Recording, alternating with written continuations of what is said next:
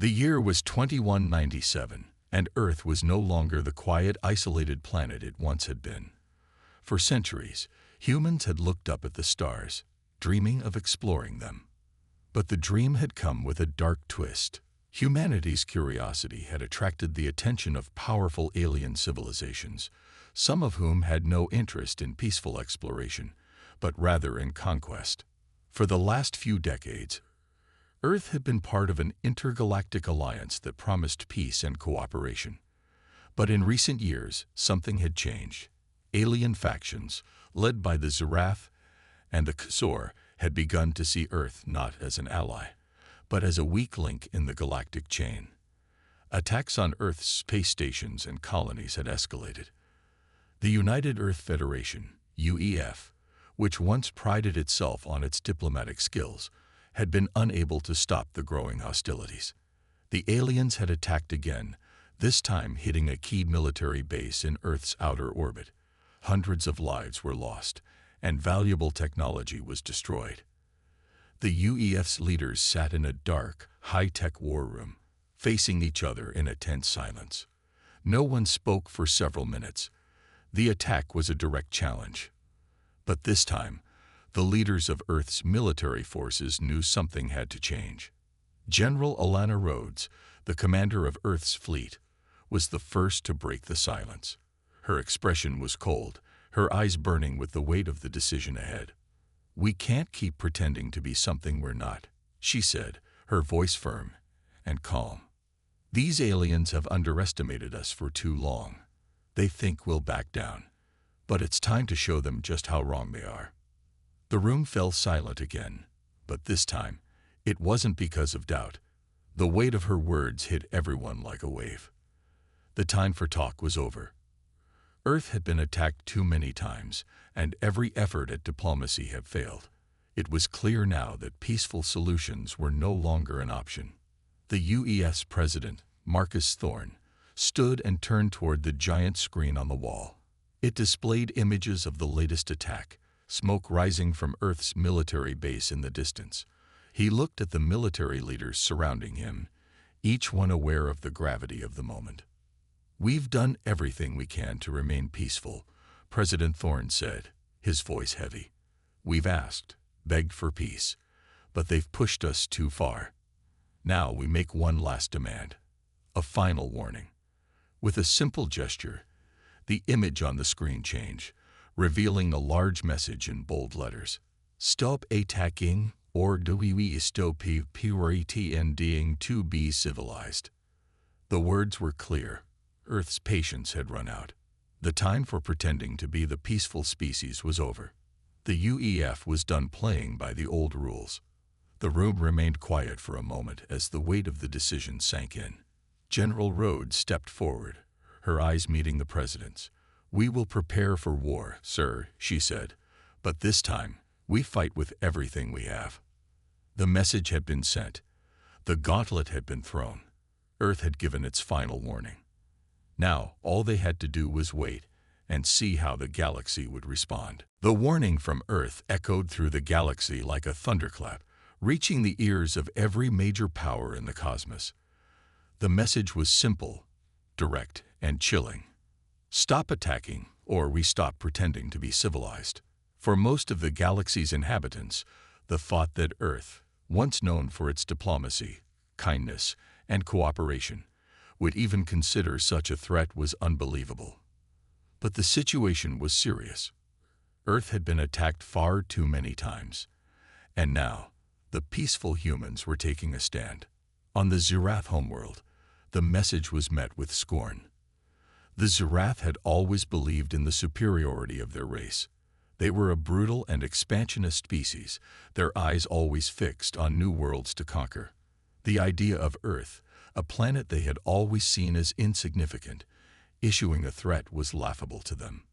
General Tarash, the Zirath's commander in charge of the fleet that had attacked Earth's military base, sat in his war room, his large, reptilian fingers tapping impatiently on the table. He stared at the message on the screen with a growl of disbelief. "They dare threaten us," he hissed, his voice filled with contempt.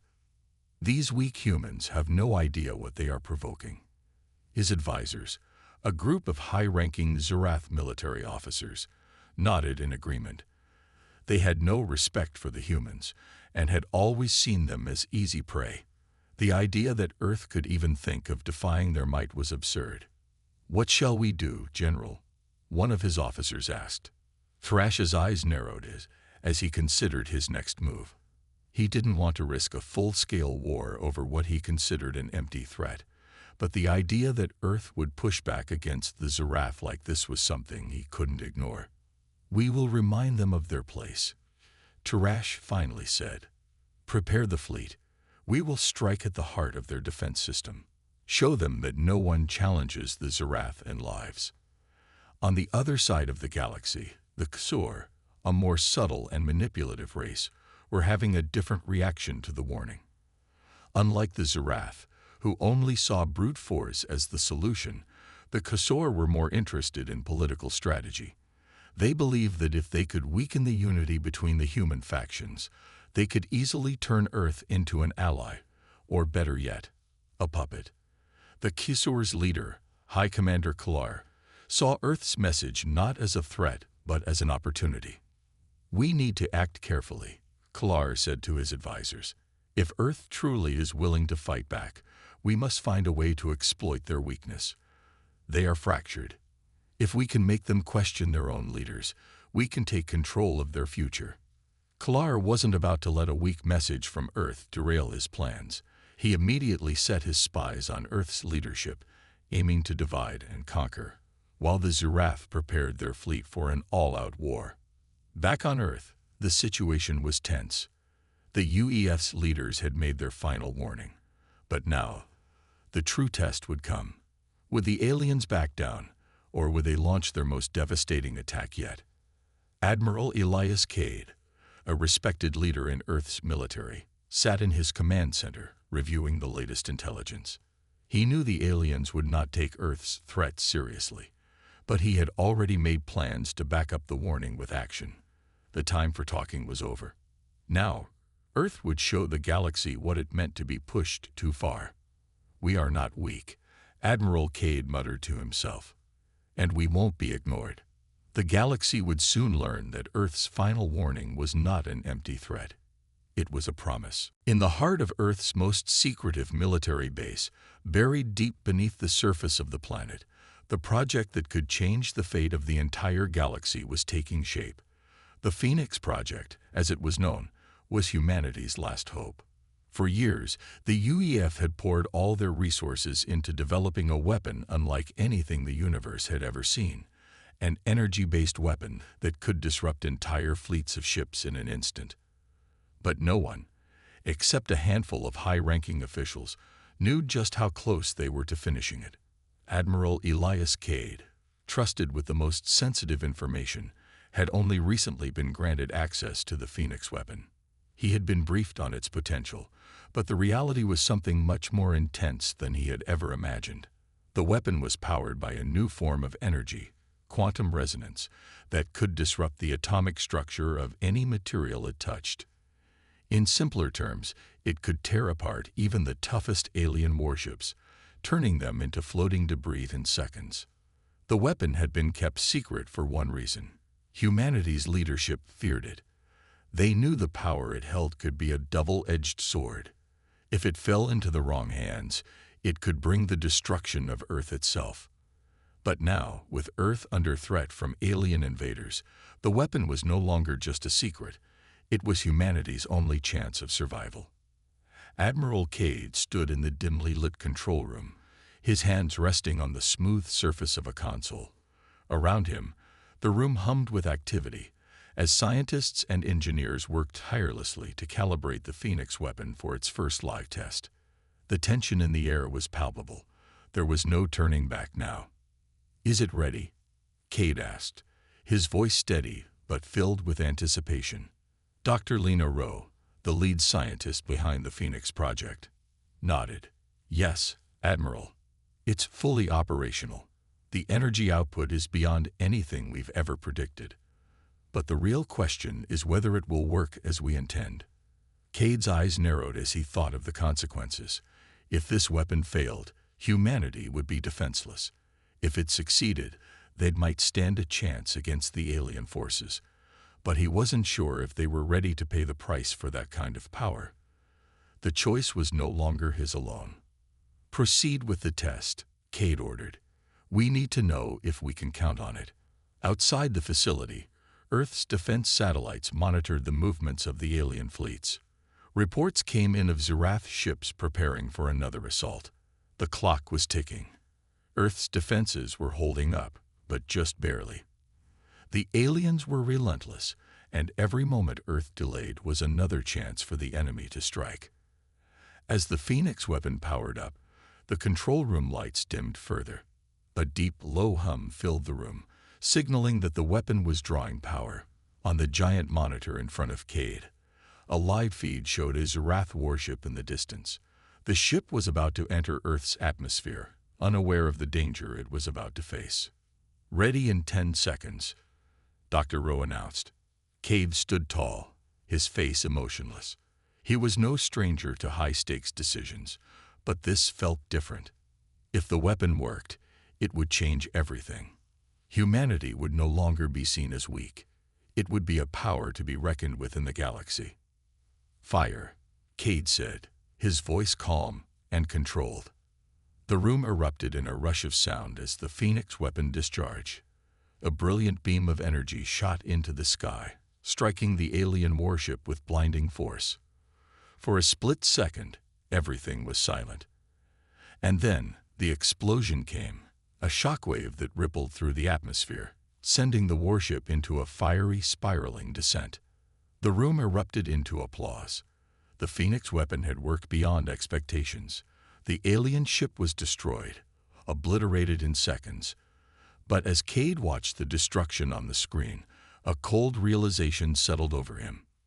This was only the beginning.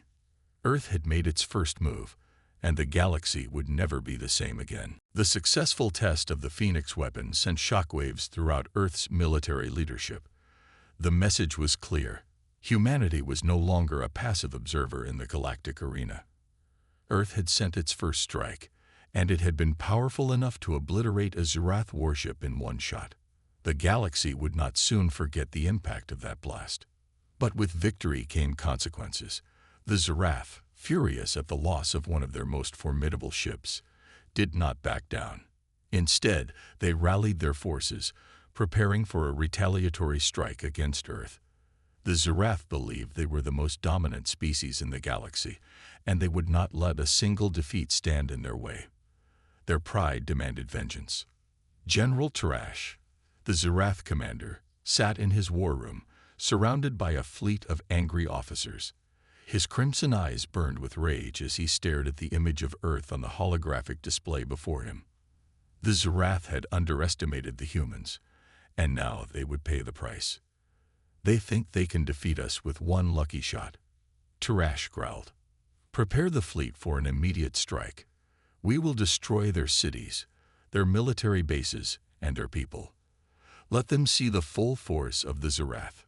The room fell silent as his officers followed his orders, knowing the wrath of the Zerath would soon rain down upon Earth. Their fleet, now larger and more dangerous than ever, began its preparations to strike.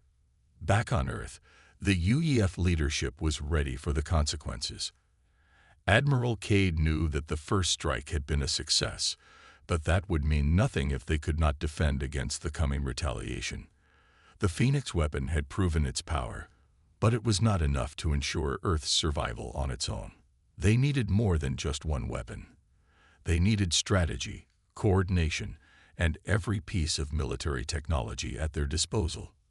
"We don't have much time," Cade said, standing before the UEF War Council. "We know they're coming, and we need to be ready." Dr. Lena Rowe, the scientist behind the Phoenix weapon, had been working non-stop since the test, analyzing the weapon's output and searching for ways to increase its power. But there was a limit to what the Phoenix could do on its own. Earth's remaining defenses would have to hold their own. "The Phoenix can take down their warships, but we need to take out their fleet commanders and supply ships if we're going to make a lasting impact," Dr. Rose said, her voice steady. "We'll need a coordinated attack, multiple points of contact across the entire system." Admiral Cade nodded. "Agreed. We'll use every resource we have. This is not just about stopping them. This is about making sure they never underestimate us again." As Earth's forces scrambled to prepare for the impending attack, the atmosphere grew tense.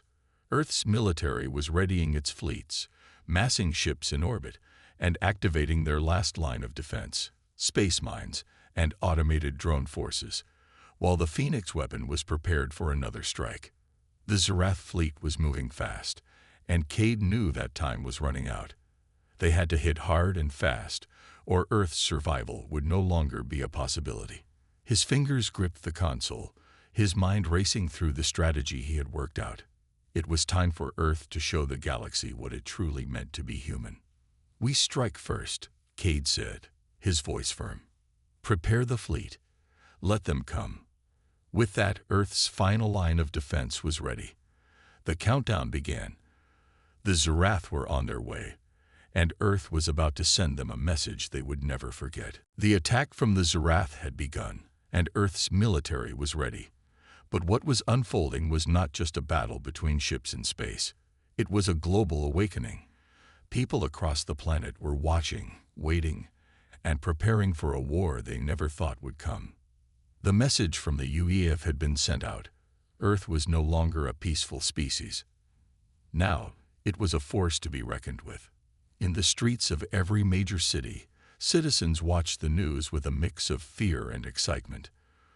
For years, Earth had been a planet focused on diplomacy, trade, and peaceful alliances. But now, the world was united by a single goal: survival.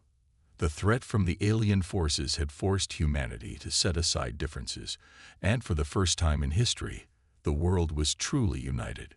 From the east to the west, people volunteered for military service, joining the UEF's ranks to defend their homes, their families, and their planet.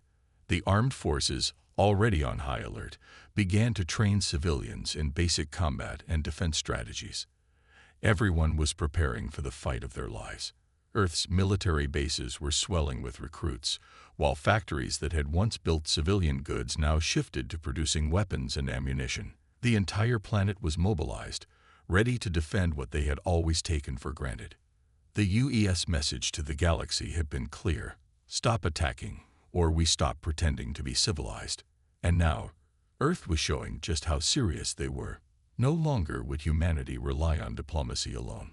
The Phoenix weapon had proven that they were capable of defending themselves, but it was not enough to ensure their future. Earth's leaders knew that they would need more than just one weapon. They would need unity. In the command centers, the top military strategists worked together to coordinate the defense of Earth. Admiral Cade, with his calm demeanor, stood at the head of the council. His plan was simple: Earth's military forces would strike hard, strike fast, and make sure the Zarath and their allies never returned. "Time is not on our side," Admiral Cade said, addressing the officers under his command. "The Zarath are coming, and they are bringing everything they have. But we will not wait for them to come to us. We will take the fight to them." The rest of the UEF leadership nodded in agreement. The first strike against the Zarath warship had been a success, but it was only the beginning. The alien fleet was large, and Earth's resources were limited. But what Earth lacked in numbers, they made up for with determination and resourcefulness. Around the globe, the people of Earth felt a shift in their spirit. No longer were they helpless. No longer would they stand by and watch as their planet was crushed by alien forces. The Phoenix weapon had shown them a glimpse of what humanity was capable of when pushed to its limits. Now it was time to use that power to its full potential. Across the world, humanity's leaders spoke to their people. President Thorne addressed the United Nations, urging everyone to join the effort. "This is no longer just a war of nations. This is a fight for our survival. We will stand together, or we will fall apart. But I promise you this: Earth will not go down without a fight." The words resonated with every human being on the planet. People, once divided by politics and borders, were now united. The global awakening had begun. The fight for Earth's future was no longer just a military campaign. It was a war for the very soul of humanity. As Earth's forces prepared for the coming battle, they knew one thing for certain. They would not go down quietly. The galaxy would learn that humanity had the strength to protect itself, and it would never again be seen as weak. The Zarath fleet, still reeling from the destruction of their warship, had not yet launched their full retaliation against Earth. But across the galaxy, tensions were beginning to rise. The fierce unity of the alien alliance that had once seemed unbreakable was now starting to fracture. The loss of their prized warship had shaken the Zarath to their core, and it wasn't just the damage that was troubling. It was the fact that humans, a species they had long underestimated, had struck back so effectively. On the homeworld of the Ksor, a highly intelligent, strategic race that favored diplomacy and cunning over brute strength, High Commander Kalar paced angrily in his war room. He had been one of the first to criticize the Zarath's hasty actions, but now, as Earth had shown its strength, the Ksor were starting to question their alliance with the Zarath. "We need to reconsider our position," Kalar said to his inner circle, his voice sharp. "The Zarath's actions have jeopardized our plans. If Earth's weaponry is as powerful as they claim, we may have made a terrible mistake." His advisors nodded uneasily. They had always seen the Zarath as necessary allies for their expansionist goals, but now the Zarath were becoming reckless. Kalar's plans for galactic domination had relied on subtlety and manipulation, but a full-scale war with Earth would put everything at risk. The Ksor had always believed that Earth was weak, ripe for exploitation, but now that belief was being tested in ways no one had anticipated. "We cannot continue to support them," one of Kalar's officers said quietly. "If Earth is truly capable of such power, we must find a way to either ally with them or stay neutral. The Zarath's quest for destruction will only drag us down with them." Kalar's eyes narrowed as he turned to look at his officers. His mind was racing, but he knew that it was time to act. If the Ksor were to survive, they needed to distance themselves from the Zarath's reckless approach. Earth had shown them a new path, one of power through calculated force rather than destruction for its own sake. "Send emissaries to Earth," Kalar ordered. "We need to explore the possibility of a peace agreement. If they are truly capable of such power, it is in our best interest to find a way to work with them, not against them." While the Ksor considered their next move, the Zarath were consumed with rage. General Tarash, furious at the loss of a warship, had no patience for diplomacy. He saw the Ksor's actions as a betrayal, and it fueled his anger even further. "They're turning on us," Tarash snarled in a meeting with his top commanders. "They fear the humans, and they want to abandon us. But I'll show them what happens when you betray the Zarath. We will strike Earth again, harder than ever." Tarash's orders were clear: full-scale invasion, no mercy. The Ksor's decision to distance themselves from the Zarath only made Tarash more determined to prove that Earth's victory was a fluke. He would not let their betrayal stand. He would make the humans pay. As the rift between the Zarath and Ksor deepened, Earth prepared for the inevitable. They knew the Zarath would not back down, and now the Ksor were also in play. Earth's leaders, especially Admiral Cade, understood that the battle ahead would not just be a physical one. It would be a battle of ideologies. The fate of the galaxy itself seemed to hang in the balance, and Earth was right in the middle of it all. The cracks in the alien alliance were beginning to show, but Earth was about to face an even greater threat. A divided enemy could be just as dangerous as a united one. The Zarath and Ksor had been at war with each other for as long as anyone could remember, their alliance a fragile one, held together by shared interests and mutual distrust. But as the conflict with Earth escalated, a strange new possibility began to take shape: peace, or at least the possibility of peace, at least for one of the factions. On Earth, the UEF leadership received an unexpected transmission from the Ksor. It was not a threat, but a request. The message, carefully worded, proposed a meeting with Earth's leaders to discuss the possibility of a peace agreement. High Commander Klar, the Kisor's leader, was willing to listen. He had seen the destruction of the Zerath fleet and the power of Earth's new weapon, and he knew that his people needed a new approach. Admiral Cade, still recovering from the shock of the Phoenix weapon's success, had his doubts. The Kisor had been manipulative and deceitful in the past, using diplomacy to mask their true goals. But this was different. Earth had never been in a position of strength like this before, and the message was clear. If the Kisor wanted peace, Earth would have to see it for themselves. After a tense meeting with President Thorne and the military council, the decision was made. A delegation would meet with the Kisor emissaries on a neutral planet in the galactic core, far from the reach of either the Zerath or Earth's military forces. The goal was simple: find out if the Kisor could be trusted, and if a deal could be made. As the appointed day arrived, Earth's delegation prepared for the meeting. Admiral Cade was at the helm, accompanied by Dr. Lena Rowe, the scientist who had helped develop the Phoenix weapon, and a small group of trusted officers. Their goal was not to negotiate surrender, but to establish Earth as a power to be respected. Cade had no illusions. If the Kisor wanted to make peace, it would be on their terms, but Earth had learned the power of leverage. The neutral planet, a barren rock in the middle of nowhere, set the stage for an unlikely negotiation. Cade and his team were greeted by the Kisor emissaries, a small group of well-dressed diplomats who seemed far more civil than the Zerath ever had. They exchanged formal pleasantries, but the tension in the air was undeniable. Cade's eyes never left the Kisor leader, who remained seated calmly, watching him with calculating eyes. "We understand the strength you possess now," Klar began, his voice smooth. "The Zerath underestimated you, and now they pay the price. But the question remains, will you continue this war, or will you seek something greater?" Admiral Cade didn't hesitate. "We don't seek war, we seek respect. But respect is earned, not given."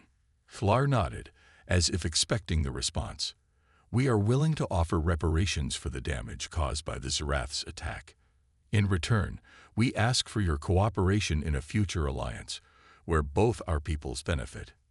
Cade leaned forward, his gaze steady. "And what do you offer the Zerath for their betrayal? How can Earth trust you?" The room grew tense. The Kisor's offer was tempting, but Cade knew better than to fall for empty promises. It was clear that Klar had shifted tactics, but the true motives of the Kisor remained hidden beneath the surface. "We offer peace, Admiral," Klar replied. "And we offer Earth a chance to rise, not as a weakling, but as a true power. Join us, and together we can control the galaxy." It was a tempting offer, but Cade was not easily swayed. The Kisor had used diplomacy as a weapon before, and their charm could easily be a veil for manipulation. Admiral Cade wasn't ready to make a deal yet. He knew that this negotiation was just as much a test of Earth's strength as it was a test of the Kisor's sincerity. "You say peace, but I see the cost of that peace," Cade replied, his tone sharp. "You want an alliance, but I won't sell out Earth for empty promises. The price of peace isn't just reparations, it's trust, and that's something you've yet to prove." The silence that followed was heavy, as both sides weighed their options. The negotiations had begun, but the road to peace would be a long and treacherous one. Earth had made it clear. They would no longer be manipulated. If the Kisor truly wanted peace, they would have to prove it. As the meeting came to a close, Cade stood up, his eyes still locked on Klar. The message was clear. Peace was possible, but only on Earth's terms. The Kisor would need to choose their next steps carefully, or risk losing everything they had fought for. The moment the Kisor emissaries left Earth's negotiation table, the mood across the UEF command centers shifted. Admiral Cade and the military council were left with one hard truth. While peace might have been an option, the Zerath were not interested in anything but destruction. The battle for Earth was far from over. Back in the Zerath command room, General Tarash seethed with anger. He had been humiliated by the loss of his warship, and the diplomatic efforts of the Kisor only fueled his fury. His pride had been shattered, and now he was determined to wipe Earth off the map, no matter the cost. "Send the message to every Zarath ship in the fleet," Tarash ordered, his voice sharp and commanding. "We will strike Earth with everything we have. No more games, no more negotiations. Earth will burn." The Zarath fleet, once again united under Tarash's unyielding will, prepared for the final assault. Their massive warships gathered in the dark reaches of space, ready to descend upon Earth with the force of 1,000 storms. The time for talk was over. The galaxy would witness the wrath of the Zarath. Back on Earth, Admiral Cade knew what was coming. Earth's forces had been preparing for months, and now the time had come to put everything on the line. They had used the Phoenix weapon once, and it had worked. But Cade wasn't fool enough to think one weapon alone would stop the Zarath. Earth needed more: strategy, grit, and an unbreakable will. "We're going to show them that we're not just a planet to be crushed," Cade said to his team, his voice calm but filled with determination. "This isn't just about military might. It's about survival. It's about our future." The UEF had spent every waking hour preparing Earth's defenses. They had built new space stations, fortified old ones, and created an array of automated drones, all set to protect the planet. They knew the Zarath wouldn't hesitate to attack Earth's cities, so they spread their defenses out across the globe, making sure the aliens would have nowhere to land without a fight. As the Zarath fleet began to make its move, Earth's defenses activated. The Phoenix weapon powered up once more, ready to unleash its destructive force. This time, however, Admiral Cade had a new strategy in mind. He knew that the key to winning this battle wasn't just in weapons, it was in outsmarting the enemy. "Prepare the ambush," Cade ordered. "We'll strike first and hard. We hit them where they're weakest." Earth's fleet, a mix of advanced warships and powerful fighter drones, positioned itself in strategic locations near the outer edge of Earth's orbit. The plan was simple: lure the Zarath into the trap, and then unleash everything Earth had in one decisive blow. As the Zarath fleet approached, the tension in the air was thick. Cade's fleet remained hidden, waiting for the perfect moment to strike. The first alien ships came into range, unaware of the ambush that lay ahead. "Now," Cade said, his voice steady and focused. A barrage of missiles erupted from Earth's fleet, targeting the Zarath flagship. The explosion lit up the dark expanse of space as Earth's weapons tore into the alien ship, sending it spiraling out of control. But this was just the beginning. As the Zarath scrambled to retaliate, Earth's fighters emerged from the shadows, launching wave after wave of attacks. The Zarath, caught off guard, struggled to regain control. Their warships were large and powerful, but they were not prepared for Earth's precision strikes. The Phoenix weapon fired again, obliterating another Zarath ship in an instant. Earth's forces were everywhere, striking from all directions. The battle raged on for hours, and while Earth's forces were smaller in number, they fought with a ferocity the Zarath had never expected. Every ship, every fighter, every drone worked in perfect harmony, coordinated by the UEF's advanced command systems. Tarash watched from his flagship as his fleet began to fall apart. His rage turned to disbelief as one ship after another was destroyed.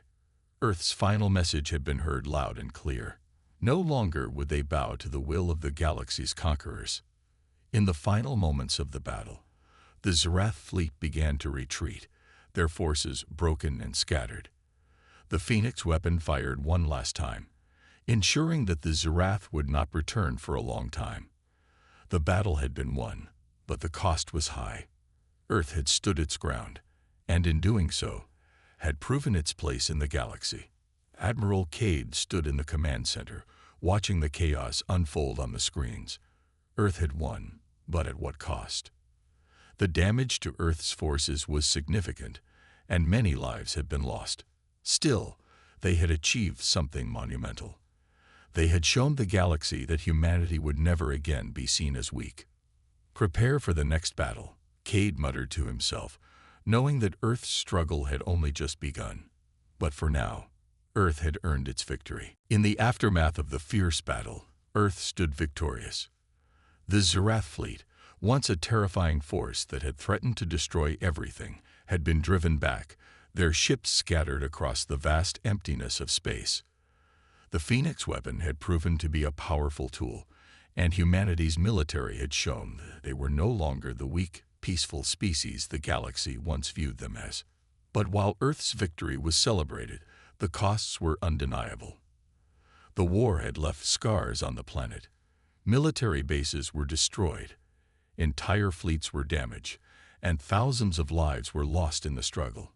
Yet, as the smoke of the final battle cleared, there was a growing sense of unity among Earth's people.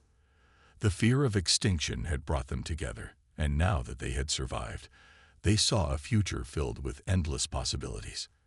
Admiral Cade stood on the balcony of the UEF Command Center, looking out at the vast expanse of space.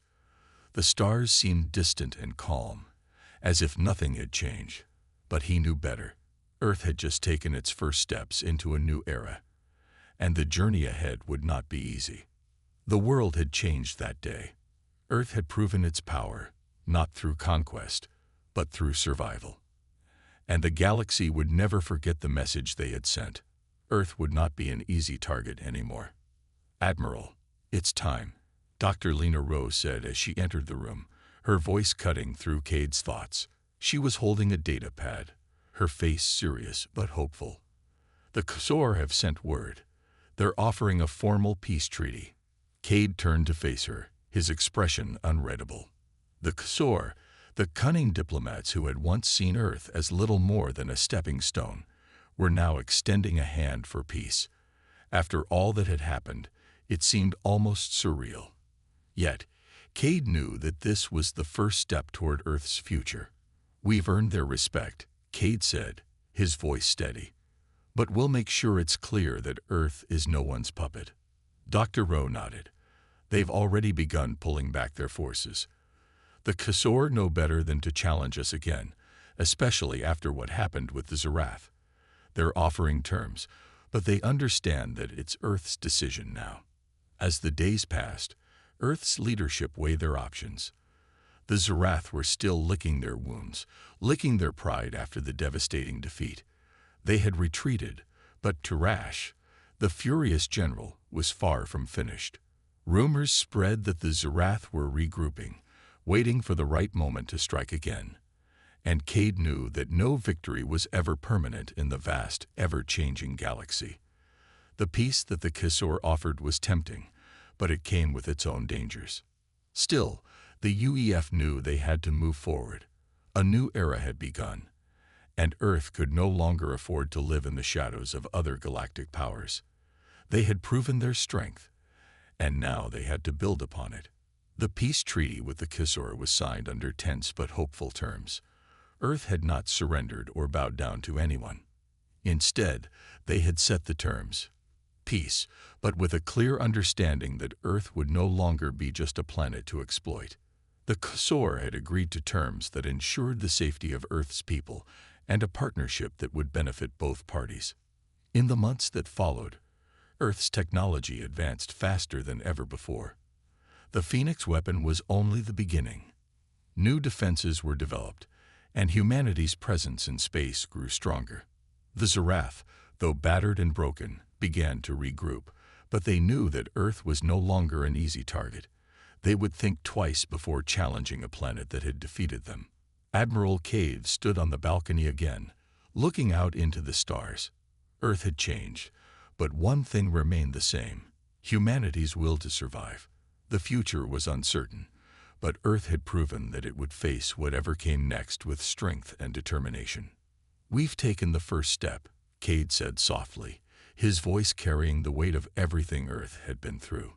"But we still have a long way to go." Earth had won. The Zerath had been defeated, and the Ksor had agreed to peace. But the victory, while significant, came at a high cost. The battles, the losses, and the sacrifices would forever shape humanity's future. The question remained, had Earth truly earned its place in the galaxy, or had they simply become another power hungry for control? Admiral Cade stood at the center of the UEF command room, gazing out at the new fleet of ships being built in Earth's orbit. The ships were stronger than ever, armed with the most advanced technology humanity could muster. Yet Cade couldn't shake the feeling that something fundamental had changed in the way Earth was viewed by the galaxy. The respect they had earned in the wake of the war had come with a price. Are we truly prepared for what comes next? Cade muttered to himself. Dr. Lena Rowe, who had worked tirelessly on the Phoenix weapon and played a crucial role in Earth's success, walked up beside him.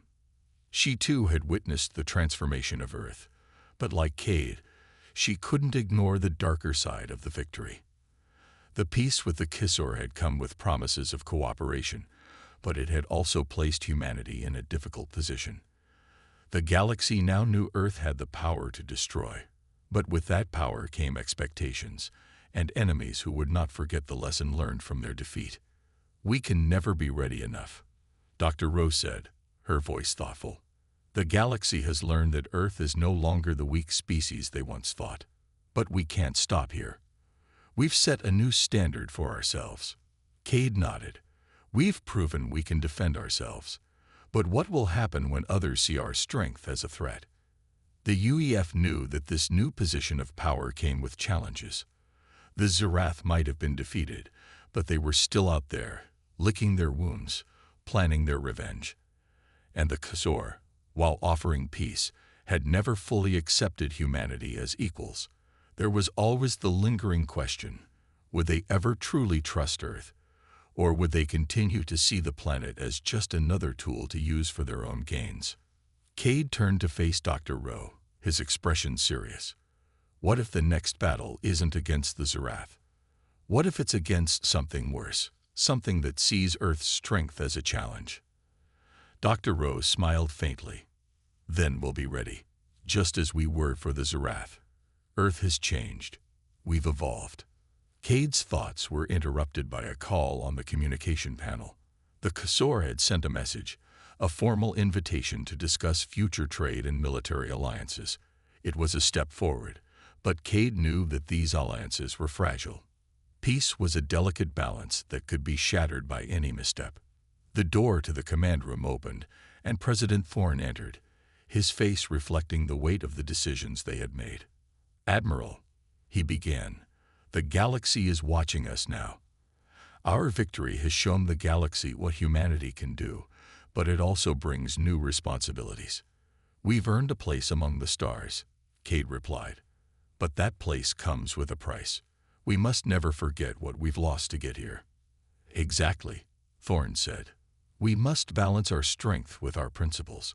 We cannot allow ourselves to become the very thing we've fought against. As Earth's leaders sat down to discuss the next steps, the reality of their situation settled in. They had proven their strength, but at what cost? The future was uncertain, and humanity stood at a crossroads. They could choose to live with the power they had gained, or they could strive to be something more, to be a force for good in the galaxy, not just a species that wielded power for the sake of survival. Admiral Cade looked out once more at the stars. Earth had survived, but the true challenge had only just begun. The galaxy had seen Earth's strength, and now humanity had to decide how to use that power. Would they protect their world, or would they lose themselves in the pursuit of dominance? In the end, Cade knew the answer. Humanity had a future among the stars, but that future would depend on whether they chose to embrace their strength without letting it consume them. The price of civilization was high, but the cost of peace, the cost of survival, was even higher.